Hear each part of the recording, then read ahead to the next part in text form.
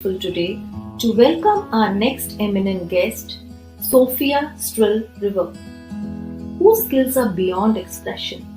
She is a spiritual teacher and a writer who promotes inner healing, peace, and universal responsibility. She has authored 3 books with Dalai Lama, including his memoir, My Spiritual Autobiography, in 2009. She is a graduate of Indian Studies from the University of Paris. She traveled to the United States, then to India, where she studied Kala Chakra with Tibetan masters. She received teachings from an Indian Pandit at the Central University of Tibetan Studies in Sarnath and from Tibetan Lama at Kirti Monastery in Dharamshala. In 2016, she co-wrote with Vakya Rinpoche The Meditation Saved Me, story of healing from gangrene of the foot through meditation and mantras. A specialist in mantra therapy, she gives recitals of sacred mantras. In 2017, she published Make the Revolution, the Dalai Lama's Appeal to Youth, translated into English under the title A Call for Revolution. A Vision for the Future, a manifesto by Dalai Lama on the future of the world. A call to put in place solutions for our chaotic and divided times. She is co-founder of Better We, Better World and initiated Be the Love You Want to See in the World. It echoes Mahatma Gandhi's Be the Change You Want to See in the World. She lectured at the United Nations in Geneva on universal responsibility in November 2017 and February 2020. So please welcome Sofia Stril Rever from France. Namaskar from Paris, France. Thank you, Dr. Vikranji and United Consciousness team for your invitation.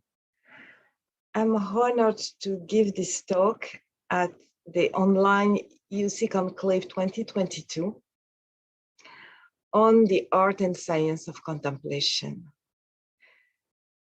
This initiative gives a human face to globalization with representatives from 120 countries.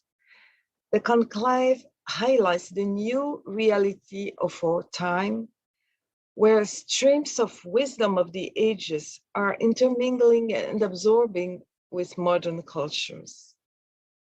In 2022, we are the custodians of ancestral and collective knowledge that has sustained humankind since the dawn of times. World's contemplative traditions and science have not only engaged in dialogue, but they are also contributing to a change of paradigm, as contemplative practice is revolutionizing science and nurturing the emergence of a renewed consciousness at a planetary scale. All of us in this live event are both the witnesses and the actors of a major breakthrough unprecedented in living memory. Contemplative science has emerged recently in the late 1980s due very much to the unpredictable encounter of an iconic figure of contemplative tradition, His Holiness the Dalai Lama, and internationally renowned scientists. It all started when leading researchers in cognitive science, psychology, and neuroscience, as well as physicists, took up the travel to the hill station of Dharamsala. They were trailblazers who investigated contemplative and meditative practices performed in Tibetan monasteries. It has been over 4 decades now of cutting-edge research and innovative ideas, catalyzing invaluable insights at the intersection of science and contemplative wisdom. Among these memorable meetings of scientists and great contemplatives, there was the remarkable encounter of His Holiness the Dalai Lama and John Kabat-Zinn, founder of the world-renowned MBSR program. John Kabat-Zinn couldn't sleep the night before presenting the outlines of his study to His Holiness in 1990. He feared the Tibetan leader might not approve him sharing the Buddha Dharma in a non-religious context. But he was relieved beyond his expectations when the Dalai Lama told him, "There are 4 billion people on the planet."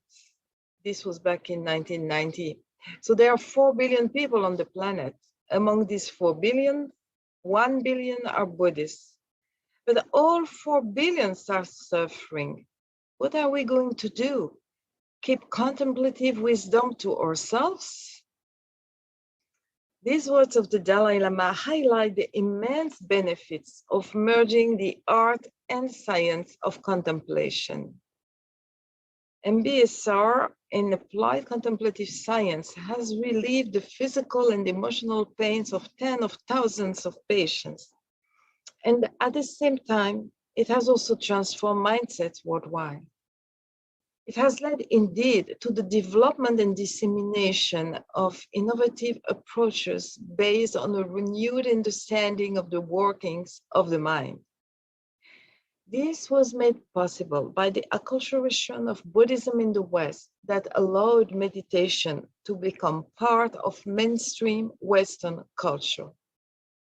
Its efficacy has been assessed by science in different contexts, and it's amazing to witness that contemplative practices shifted so smoothly from peaceful Buddhist hermitages to scientific labs, and from quiet traditional settings to the fast-paced Western cities, appealing to more and more people from all walks of life that were eager for quick and pragmatic results.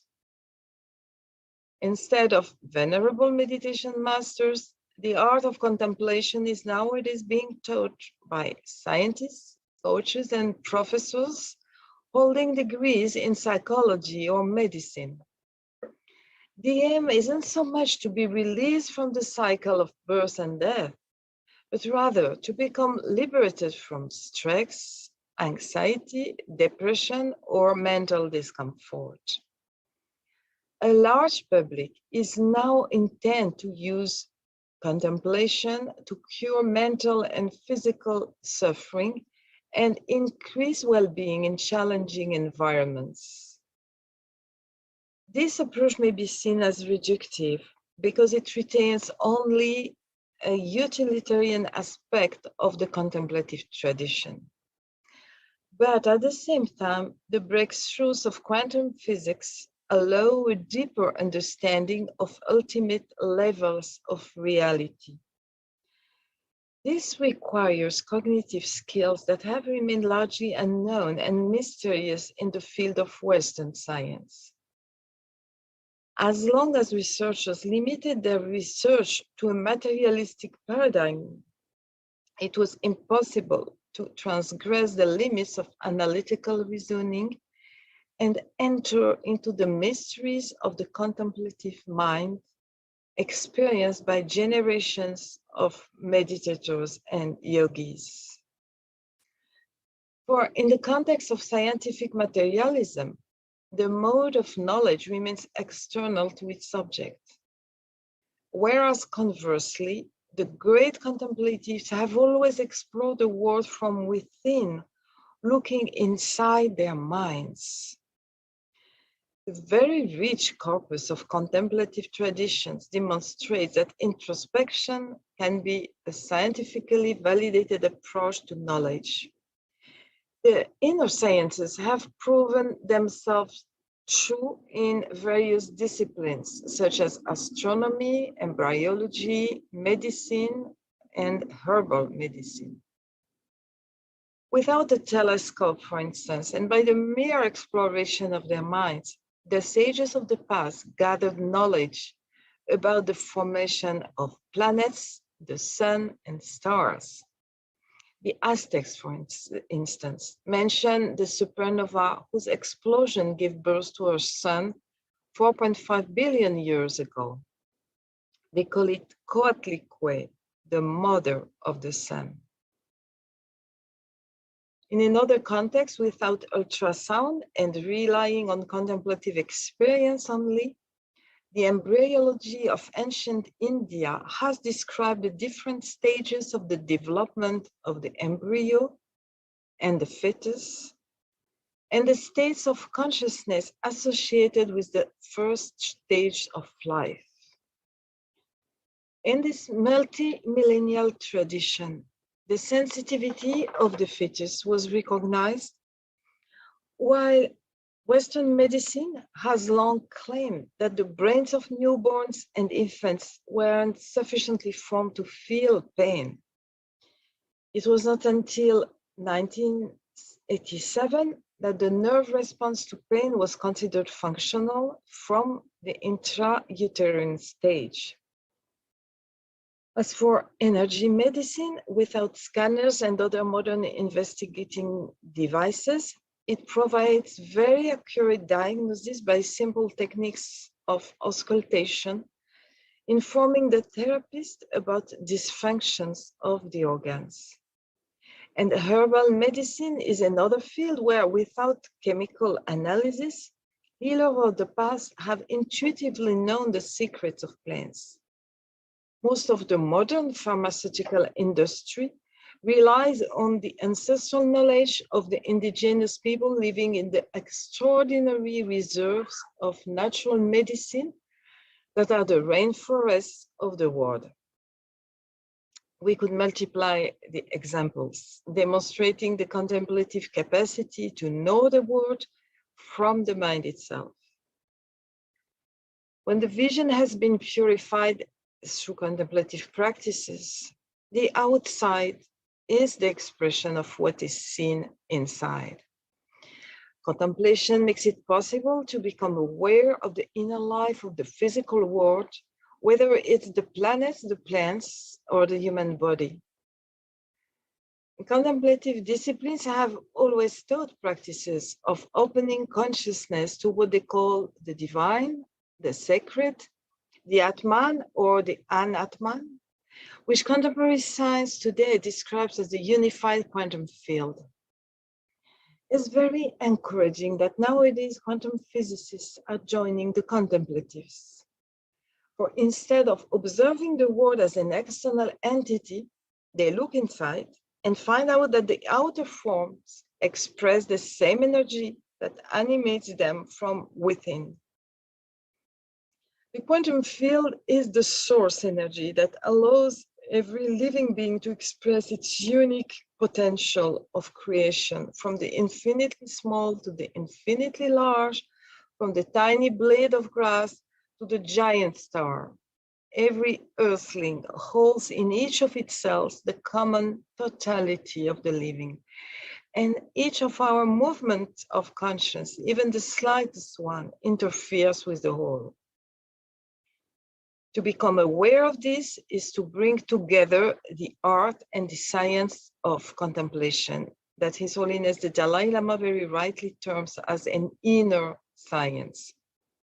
It's a revolution, a total reversal of consciousness.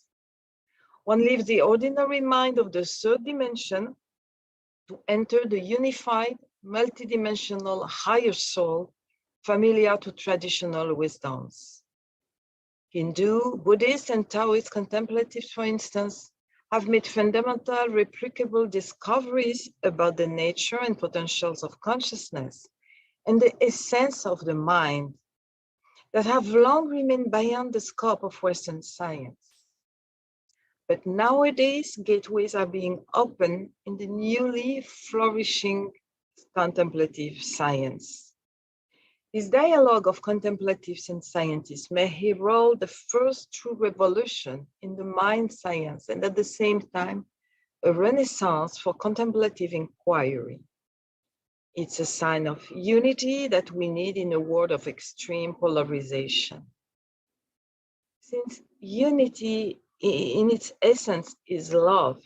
It's also the work of universal love in action, allowing humanity to rise to higher levels of happiness and mental peace. And I would like to conclude with my response to Gandhiji's call, be the change you want to see in the world, by saying, be the love you want to see in the world. Thank you, Dr. Vikranji and United Consciousness team for inviting us under the aegis of the inner sciences of contemplation to bring together the art and the science of contemplation for a better we and a better world.